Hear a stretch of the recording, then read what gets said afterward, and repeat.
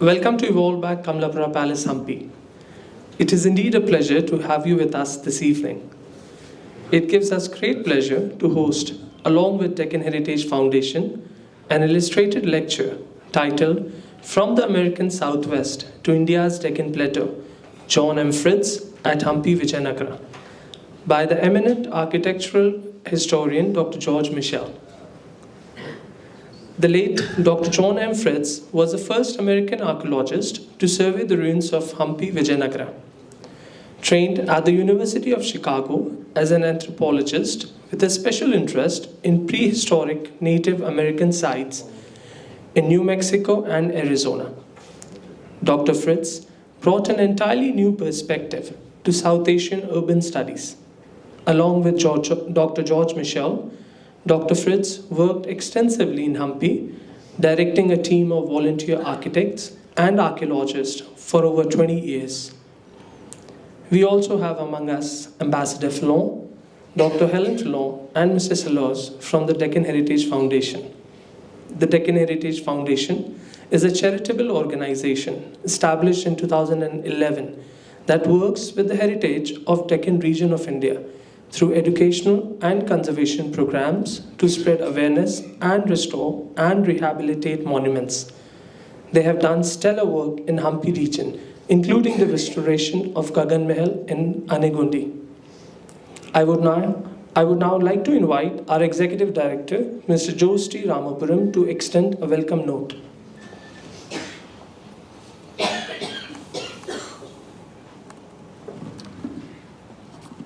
Thank you, Umar.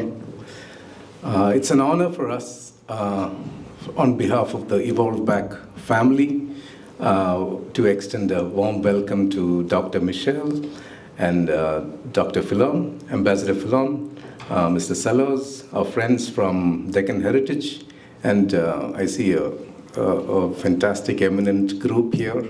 To each one of you, a warm welcome. And it's truly an honor not only an honor, it's apt for Kamalapura Palace to be hosting this lecture this evening. And I want to thank each one of you for being here this evening. And I hope you have a memorable evening and enjoy it as much as I hope to. Thank you. Thank you very much, Mr. Ramapuram.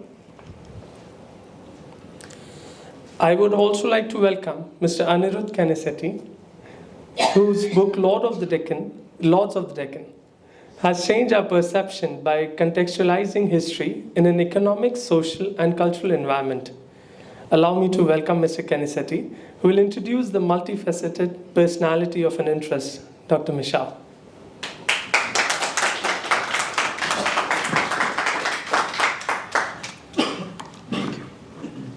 Ladies and gentlemen, thank you all for joining us this lovely evening. Thank you to Harish and Beena Shah for inviting me to this wonderful event, and of course to the Deccan Heritage Foundation, particularly to Stefan Salos and Dr. Eline Filion for so kindly allowing me to the honor of introducing their dear friend, Dr. George Michell, this evening. I'm aware of the irony of introducing George Michell here in Hampi. I'm sure many of you have either read his guidebook or one among his lifetime of publications. It's all the more ironic, I think, because in a much more profound way, it is George Michell who introduced Hampi to us all. George began his career by studying architecture in Australia. As his dear friend Eleni tells me, he didn't want to work with people, he wanted to work with buildings, which is why he decided to study architecture further. He's as generous with his stories as he is with his knowledge. He told me that when he first decided that he wanted to study the temples of the Chalukyas at Badamis, some of which you may have visited, at the time, the discipline of history was focused almost exclusively on inscriptions on temple walls. And the temples at Badami have very few inscriptions. And so it seemed rather strange to one of his professors that he would want to study the temple not just for iconography, but rather its development as a form and to put it within a broader historical context. But that's exactly what George did. He completed his PhD thesis while sitting in Eleni's beautiful home in Greece. Soon after that, he visited America, where he met a man who changed his life, Dr. John Fritz. George brought John back to Hampi, and over the next half century or so, they proceeded to revolutionize the study of Vijayanagara. It's not that the site was not known up till that point. Many Indian historians had written about it, many Indian historians knew of the temples here, but it's really George and John who situated them within a socio-political context, who studied these temples as something more than indicators of a lost empire, but really indicators of an extraordinary urban agglomeration, and uncovered Vijayanagara's history as the second largest urban agglomeration, the second largest city on earth. Over the next few decades, they, along with dozens of young scholars, studied Vijayanagara from every imaginable perspective. They had a number of rather unfortunate run-ins with Indian bureaucrats. They studied Vijayanagara from architectural, art historical, hydraulic, and military perspectives. And they completely changed our understanding of this medieval Renaissance city. If we're sitting here today evening, ladies and gentlemen, in this beautiful hotel, the Kamalapura Palace, with these beautiful pointed arches and running waterways, it is because George and John helped understand that Vijayanagara used these systems, how Vijayanagara used these systems, and brought these ideas into not just an Indian, but truly a global circulation. We owe you, George, a great debt. India owes you a great debt. If not for you, we would not all be sitting here. We would not know a fraction of what we know about Vijayanagara. I'd also like to share a little bit more about George and his many, many interests and talents. George is a trained musician. He can also play the cello and the piano. And he has quite an interest in the German composer Johann Sebastian Bach. I only found out about this while sitting in a car with him a couple of days ago, when he mentioned that one of his projects of the last few years has been writing a book about how Bach has been received by and responded to by artists from every conceivable genre, from punk rock to electronica.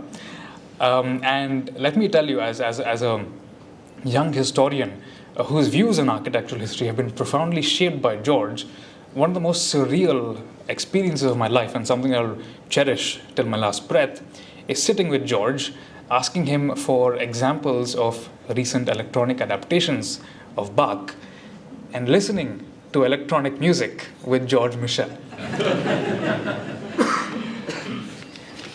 There is much, much more that could be said about George. I have an entire little notebook here full of stories that he's told me about himself, that Eleni has told me about him. But I'm going to leave this here for now. Over to you, George.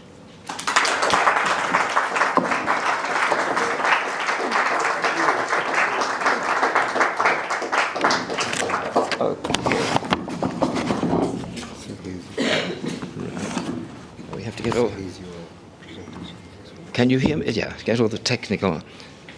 So I have to thank all of you here at Evolve for making John Fritz and myself always welcome. And we can only regret that in the 80s and 90s, when we were in our thatched huts, this hotel wasn't here. It would have been very welcome, I have to tell you. Getting a cold drink, getting a bottle of water in the 80s, it was quite a major operation. And Anurag, thank you so much. It's a little bit humbling for me to be introduced so personally and delightfully by somebody who is, would you believe it, 50 years younger than me. So I don't know whether it makes him feel very young or makes me feel very old, but it is a sort of a chilling thought that so many years separate us, but yet we find that we have non-stop discussions, agreements and disagreements, the sort of interactions that you always want. So it's now almost exactly 1 year ago that John died in London at the end of January.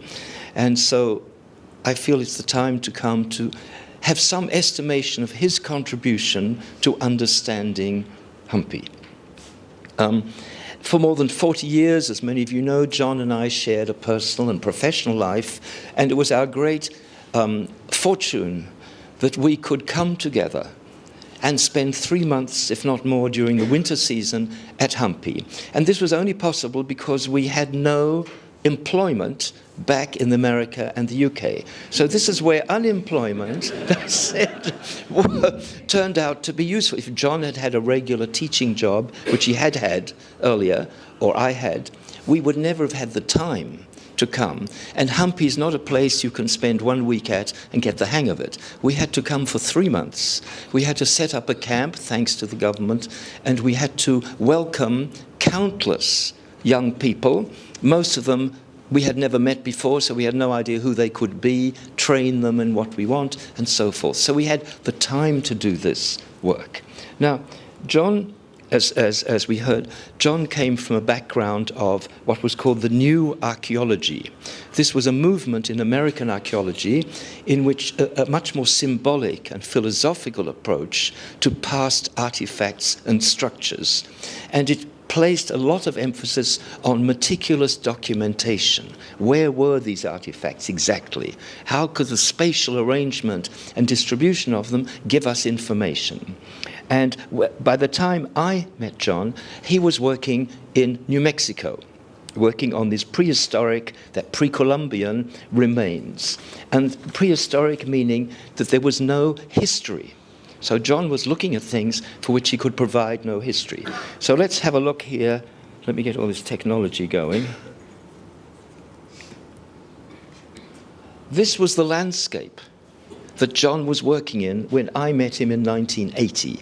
You're looking at this dry, arid landscape of New Mexico. And it has also, this is in the US, and it has this sort of sandstone outcrops. You see it's rugged, it's dry, it's rather dramatic.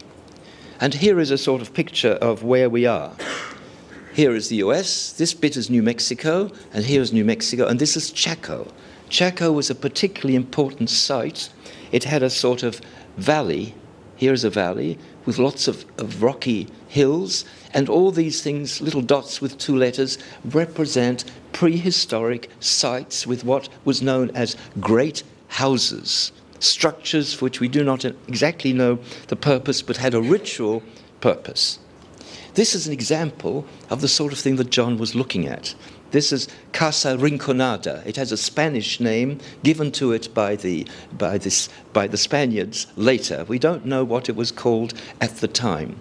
And the date of these structures seems to be 9th, 10th, 11th, 12th, those sorts of centuries which we know in South India were, of course, a brilliant era, Chalukyas and Cholas and so forth. But in this part of the world, there's no history. We don't know the name of the people, we don't know the languages they spoke, and we don't know the beliefs.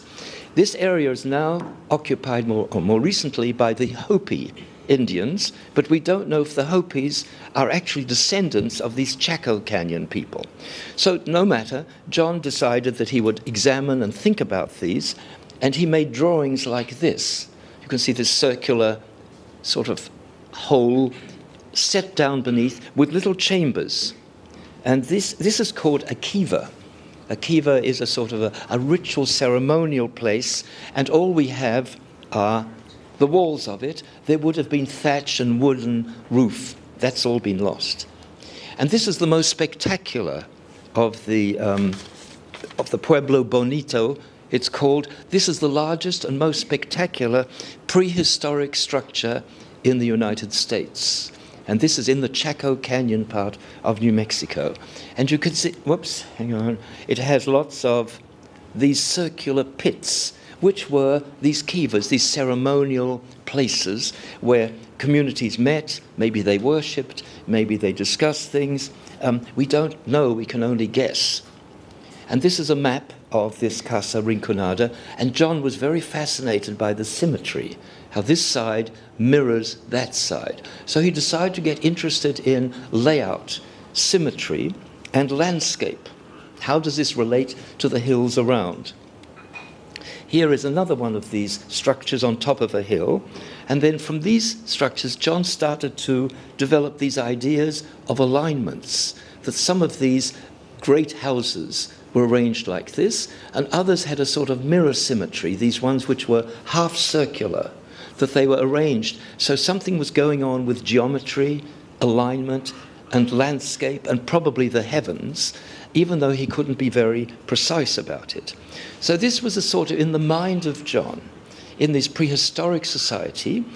We met in the spring of 1980, and by the 1st of January 1981, John arrived here. He had absolutely no background of history, of India, of architecture, of archaeology, anything. He came completely blank as far as India was concerned, but filled with ideas of looking at landscape, alignments, symmetries, and all these sorts of things.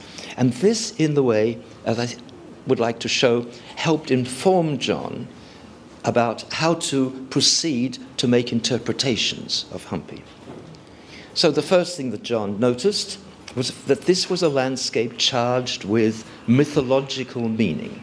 And all of you who know Hampi know more about it than I do, about this Ramayana associations. This is the Sugriva cave, that here there is a natural cavern which is linked with a legend. And of course on the hilltop we have the birthplace of Hanuman. So these are all things that suddenly the landscape is charged with this sort of meaning. And then we have the landscape itself is actually cut and carved and fashioned into shapes which have meaning. And this, of course, is a mandala, a sacred diagram with lingas. Some of you may have been to it. It's Kotilinga. It's near to the river. And when the river floods, water washes over it. So there was this sort of, like, the river itself is worshipping images. And we have Vishnu reclining on the serpent on another boulder near to the river. So here the legend of the cosmic ocean and the Tungabhadra river come together. And of course, our friend Hanuman, he's all over the place, defiant, wonderful carvings on the rock. And this rather marvelous ensemble of the main characters in the Ramayana story, Rama, Lakshmana and Sita, carved on a boulder, now inside a temple, but probably an outside boulder originally. And as you can see from the saris, the garlands and the crowns, very much in worship today. So this is a system that was in existence in the past and has continued on into the present day. So all this was very interesting for John. Suddenly he could observe and realize how the landscape worked. So being an archaeologist, the first problem was to make a map. Where were all these things? How could they be located? And there was no professional map available. I won't go into the details how we got this map going, but we did manage to make I would say, a fairly accurate, not a fully accurate map. This is one of our very first maps. 5 kilometers across, 5 kilometers down. So we are out there somewhere. Here is Anagondi, and here is the river. You can see the Tungabhadra is up there. And here are all these rocky outcrops with these great temples, Hampi, Balakrishna, Achyutaraya, Vittala. And so John and I decided we should call that the sacred center. And it was separated from the rest of the city by this agricultural zone, which some of you may not have noticed, with all these canals running through, the water coming from the upper part of the Tungabhadra, flowing through the site like this. And we have no evidence of architecture in this area. It's as if this was a sort of agricultural zone which separated the sacred center from the urban core. This is the complete walls around the city. And you can see it's highly irregular because it responds to the landscape. So wherever possible, they run the walls along the ridges, you see, like this, and between the ridges, little straight bits, another straight bit, again around the ridges, and more straight here as the landscape opens up. And at one end of the urban core, we have these structures, this sort of palace zone, which we call the royal center. So John and I developed this sort of conceptual idea that this is a city divided into zones. They are not geometric zones. They are zones that respond to the landscape, the legendary associations of the landscape, and also the royal activities that made this an imperial capital. And John started to look at the surface. Now, as an archaeologist, he was trained to excavate. This is what you normally do if you're an archaeologist. So at Hampi, you could take 5 square meters and dig down, and you would find interesting things. But here we're dealing with 25 square kilometers of ruins. It would have been quite pointless to dig down. In any case, our friends who were from the state archaeology and central government archaeology, they were doing excavations. So they were doing that job with local laborers. It was not something that John and I could do. So John rethought, as an archaeologist, what could he do? So he decided instead of going vertically down, he could go horizontally across. And he developed this technique which he called surface archaeology, which meant examining every bit of the surface of Hampi. Not an easy task, because not only is it a very large area, it's a very rugged area. So this sort of naked, rocky bedrock we have all over the site. And you might think it's completely useless to look at it. But John argued, not at all. We should make a real effort to see what's on the surface. And so he commissioned a set of topographic maps. So this is a map showing the boulders of one bit of the site, very rugged. And he made these maps, had these maps made by a professional topographic survey company in Bangalore who used old-fashioned British-era type of surveying techniques, things that you would not see anymore today, plane table and trigonometry and measuring tapes. You know, it's all sort of gone these days. But in the 90s, this was the way we mapped the site. And we produced almost 300 of these maps. They were to the scale of 1 to 400. And on each map, John had numbers. See all these red numbers? So he had the students and volunteers take these maps, wander across the surface and look down. Wherever they saw anything that was man-made, they would put a number and describe what it was. And it could vary from just a scratch to a fallen structure. This is the sort of thing that happened. You see, this is a tie bar for tying up animals. These are holes for pounding grain, mortars. And John argued that if we could document all these, we would start to get an idea of maybe that people lived here, even though there are no more houses. There's nothing left here to see, probably because it was in mud and thatch and whatever. But there are these indications on the surface of the rock. And we have, I think, almost 30,000 entries in a database, and we have 300 maps. And the project we have now is to finish the corrections. We have Surendra Kumar here, who is our photographer and technical assistant, and Suri is now finishing off all of John's corrections, and within the next 5 or 6 months we should have finished this Vijayanagara archaeological atlas, and this will be the most detailed survey, surface survey, of any historical site in India.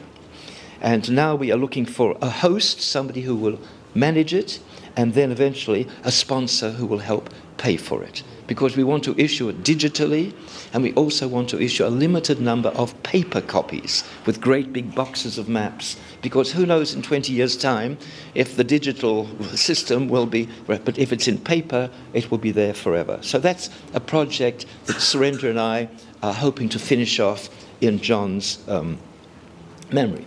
So having gotten the mapping and the surface archaeology project going, and this went on for almost 10, 12 years with hundreds of young people going across the site, making all these entries, and John checking all these things. It was a huge job.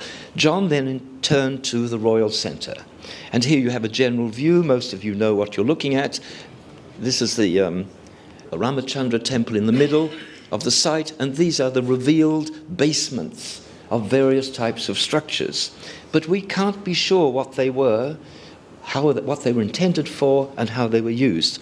So John went, anyhow, let's think about the temple to begin with. So these are the 2 main shrines, and those of us who were there yesterday, we discussed how very Tamil they are, that they were built in a style that imported the techniques and styles of a region that was under the control of the Vijayanagara emperors. This is the main shrine of Rama, and another shrine, but they were not 100% who it was dedicated to. Normally it would be to a goddess, but it doesn't seem to have been the case. And the interesting thing, the fascinating thing about this temple in the middle of the royal center, it presents a non-religious exterior. When you approach the temple, you are in the realm of the king. This is what you see. You don't see gods. You don't see heavenly legendary images. You see all the things to do with the world of the king. This is the brick tower of the temple inside. This is the granite wall on the outside. And we have, of course, all these processions of elephants, horses, military contingents, and dancing women, all progressing in a clockwise direction towards seated figures who are probably the ruler or the queen receiving them. So this is the sort of, inside this imagery of royal life, we then have Rama. So the temple itself has legendary depictions, and these are scenes from the Ramayana. They run in 3 rows around the temple, so it's as if the world of Rama is contained within the world of the king. So I think John developed the idea, we're not so interested in saying the king was identified with Rama, but rather the realm of the king, of the ruler, of Vijayanagara Empire, was in some way coincided with the realm of the god. So there was a sort of coincidence of these things. And of course, famous scenes like Rama giving his ring to Hanuman, who's going off to see if he can find Sita, which he does. And this is one of the discoveries of John. Those of you who've wandered around the site may not realize there's a sort of alley, a walled pathway between one part and the other part, and this leads to a doorway on axis with the temple where the god Rama is worshipped. And if you look above the tower, you'll see the summit of Matanga Hill. So something is going on here between landscape, between the temple, between worshipping Rama and the layout of the royal center. And this, I think, is one of the great discoveries of John, and his background of searching for alignments way back in New Mexico made him sensitive to these sorts of alignments. Nobody, certainly not myself, had ever thought to think like this. And this led him to develop this sort of map. Here is the Rama temple in the middle of the royal center. Here is Matanga Hill on a north-south axis. Here is Chakratirtha, and here is Anjanadri Hill. And this is the legendary route of Rama when he came to what was called Kishkinda in the legend, and he moved through, he spent time on Malyavanta Hill. So the alignment is linked with the story of Rama, and there's another alignment across here to Malyavanta Hill. So those of you who know the site will know these particular spots. This is the summit of Malyavanta Hill. This is the summit of Anjanadri Hill. So developing this idea further, John said, okay, this is an important axis because it leads to all these hills which have Ramayana associations. So that the temple itself, dedicated to Rama, is aligned, is linked with features in the landscape which are to do with the story of Rama. And then he realized that, in fact, this sort of axis separated one part of the royal center from another part. And he gave these names royal performance and royal residence. So let's say the more public part, the more private part, the domain perhaps of men, the domain of women. So this was a sort of a simplistic way of trying to understand the activities of the central part of Hampi as an imperial center. So these are the sort of kings and queens. These are depictions of a royal couple, headless now, in the archaeological museum in Kamalapura. We don't know if they represent a particular king and queen. It's possible, but we can't know who. And then this is part of the zone of royal residence. Those of you who were in the Hampi area in the 80s and 90s may have been here when all this was revealed. When we first came here in 1980-81, this was just a bare hillside, but the local archaeologists have revealed the basements of this very complicated set of structures, and these all seem to be residential. They call them palaces, and this is sometimes referred to as the nobleman's quarter, which, in fact, it might be true. Maybe they were people linked to the court as nobles. And these are the types of structures. This is very important for architectural history, because you must remember we have no palace architecture for a Hindu city prior to this. We all know about the capitals, Badami, maybe in Chola times, Kalyan, all these places where kings lived. All we have to see today are temples. We can't see palaces. We can't see anything except religious architecture. But here at Hampi, we start to have the basements of secular or royal structures. So this is a basement of what we just call a palace. Whether people lived in it, ate in it, slept in it, entertained in it, we can't be sure. And maybe they did all of these things at different times of the day, different seasons, is most likely. And they have little chambers, little rooms here at the upper level. And you go up, up, up, up, till it gets more and more private. It's like a grand house. And you might wonder what it looked like. See these little crosses? These are stones which are the basis for wooden columns. And here's a reconstruction of what one of the Vijayanagara palaces might have looked like. You see with the wooden columns carrying the roof and little towers over the chambers. So this is an important guess at how these palaces might have looked like. And they have this sort of, decoration as you go up the steps to the palace. You have these mythical, magical creatures giving protection. And then we have a temple in this zone of royal residence. This is the so-called underground temple.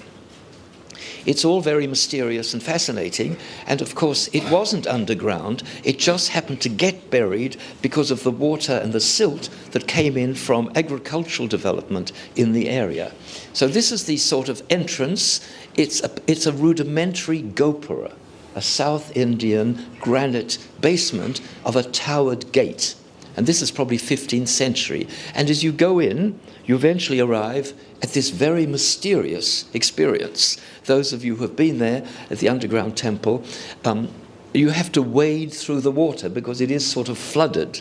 And it's a Shiva temple going back, we believe, to the very beginnings of occupation under the Vijayanagara emperors. So what is a temple to Virupaksha? It's dedicated to Virupaksha. We have some evidence for this, doing in the middle of the royal centre, in the zone of royal residence. Everybody could have gone to Hampi, you said. Why do they need to worship here? The answer seems to be that for the women of the court, the courtiers, the children, who did not want to go to the public part of the city, but wanted to worship Virupaksha with his consort Pampa, could do so within the confines of the palace area. So it was like a private royal temple to the same god and goddess that were in Hampi. Now going back to this this divide, so this here is the underground temple. Here is the nobleman's quarter with all those palaces that I showed you, and then there are more of these structures here. Now we're going to look at what happens over this side, and we can start with this great 100-columned hall, this audience hall, we think, and these are the bases of wooden columns. You can see them set into the floor. And this is, we don't have many of these in earlier phases. We know they must have existed in the great palaces of previous kings, but you can't see them today. Whatever they were have been lost. And this is perhaps what it looked like, with these great tall double-height wooden columns, a great wooden column, wooden hall, and this is where justice was administered, law was enacted by the king, the emperor, or perhaps by his representative, this Dandanayaka. We have some references to this. And of course the other great ceremonial structure within the zone of royal performance is the great platform, the Mahalavami platform, which is a solid pyramid of stone on which a wooden colonnade was erected.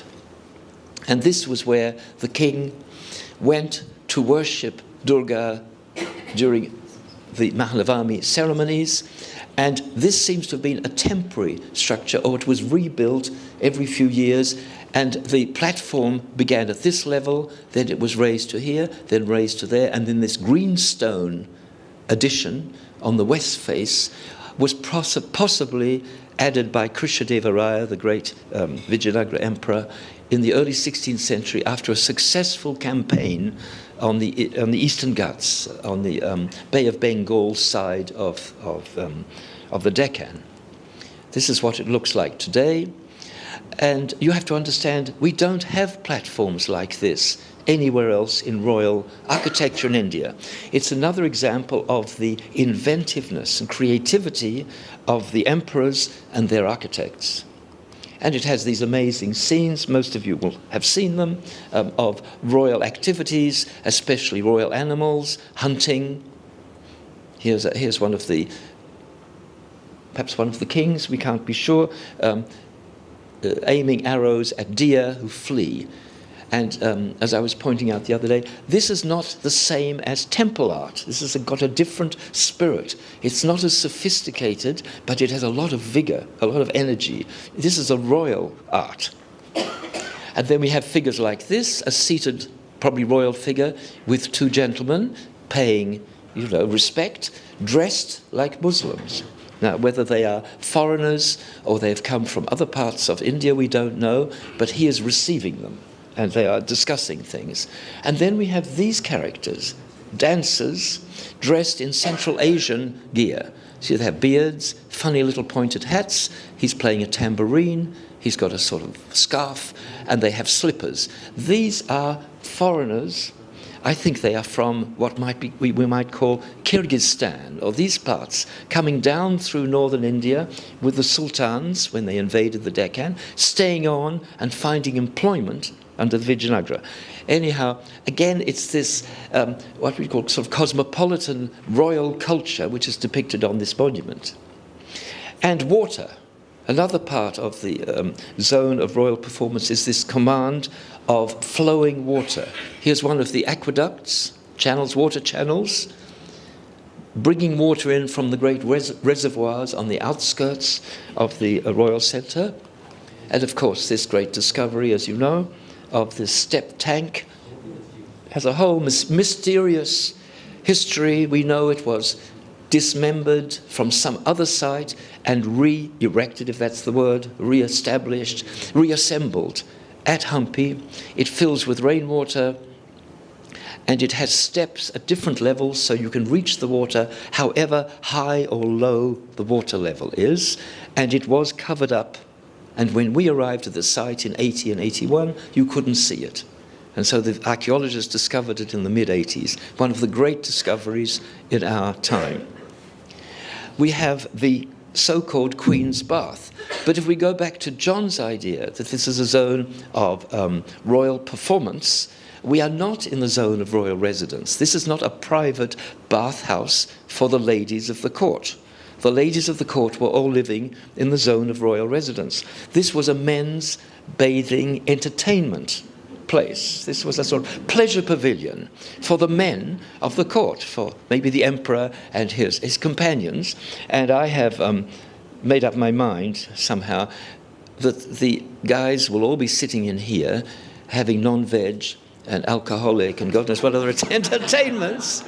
And there will be water in here, and they will have girls frolicking. Not members of the family, of course, but their lady friends. And they will be having a very nice time, a beautiful time, yes? And I have to tell you that we, as the students of our group, also had a beautiful time here, and I got into terrible trouble because the architecture students we had in the 80s and 90s, they were very big on entertainments. They loved having parties, and so it was decided one evening that they would hang cloths where they would put candles, and they would go in the evening and have a sort of party. I don't know if it was a birthday, I can't remember. And they also had beer.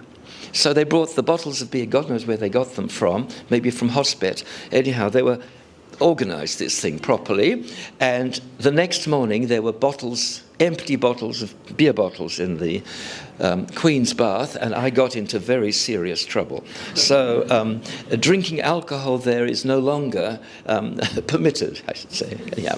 So, and then we have these types of buildings which are very puzzling, these buildings which are in a sort of hybrid style, somewhere between temple styles and sultanate styles, built in masonry covered with plaster, which is not a sort of South Indian way of building, but it's very much a sultanate. If you go to Gulbarga and Bidar, the places where Dr. Helen Philod has done her research, you will find things like this, pointed arches, fanciful little decorations. But look at these little temple things, little funny little zones, and we have this type of decoration.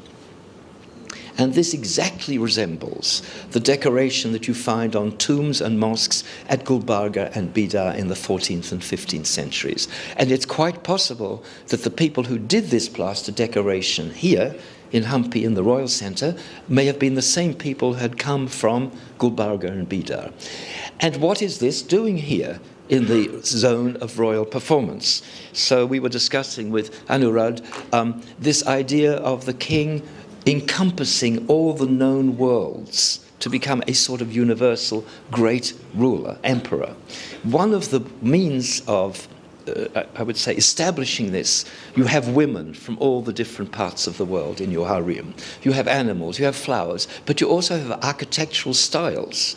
It's one way of displaying visually the worlds that you encompass. So you build in different styles, or you combine different styles, because this sends a very clear visual message that you are commanding all of the built world. It's one way of doing it.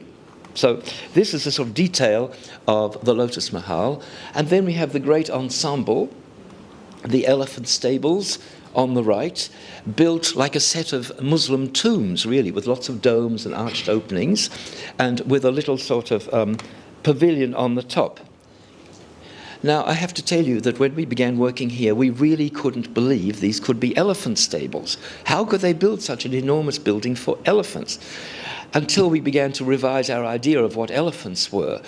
Elephants, of course, didn't stay here all the time. They were outside the cities somewhere where they had all the greenery and whatever they required. This was not an everyday home for elephants. This was a special occasional place for elephants. So if there was a particular event, a ceremonial event, elephants would be brought. They would be decked out with gold and goodness knows what, and they would be probably stationed here in each of these, grandly stationed, and there would be musicians up here beating drums, because in front, this was not a nice garden, this was a dirt plaza, a maidan, where there would have been troops and animals paraded and shown to guests who were sitting here.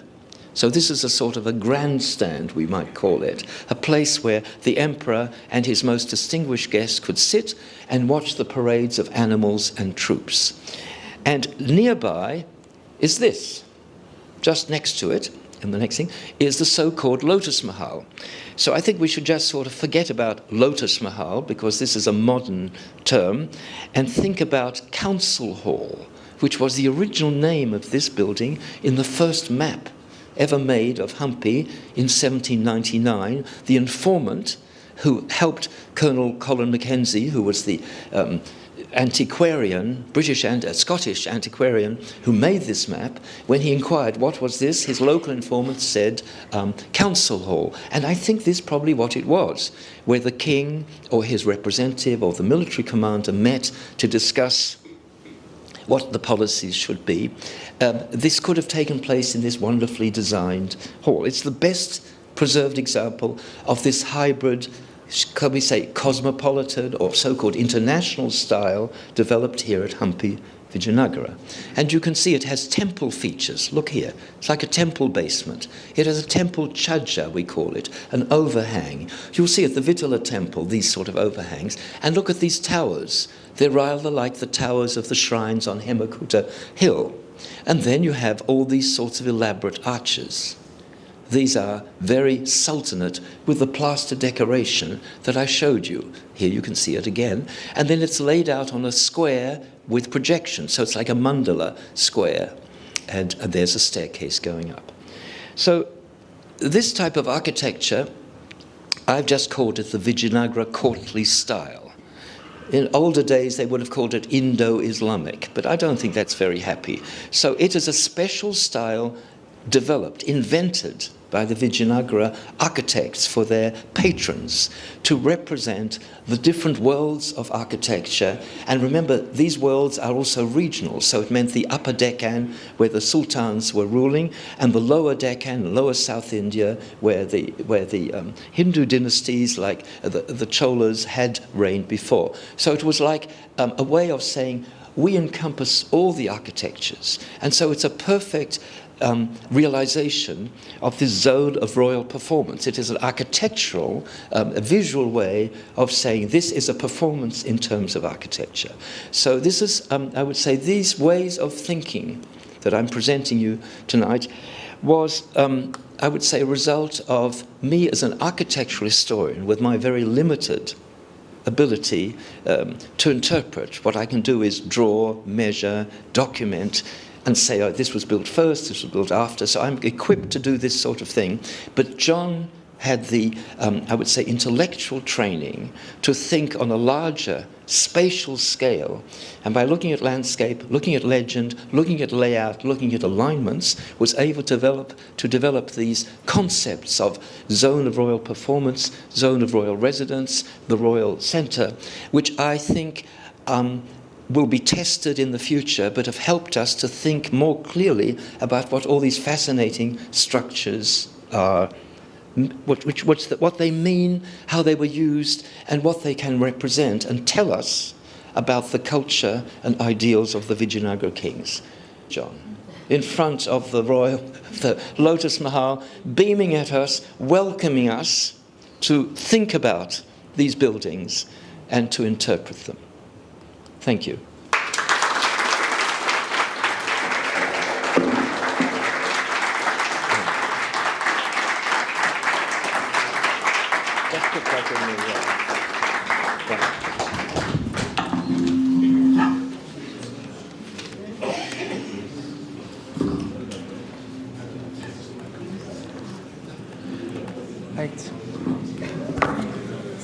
Thank you, Dr. Michell, for the fascinating talk and for sharing your thoughts and insights.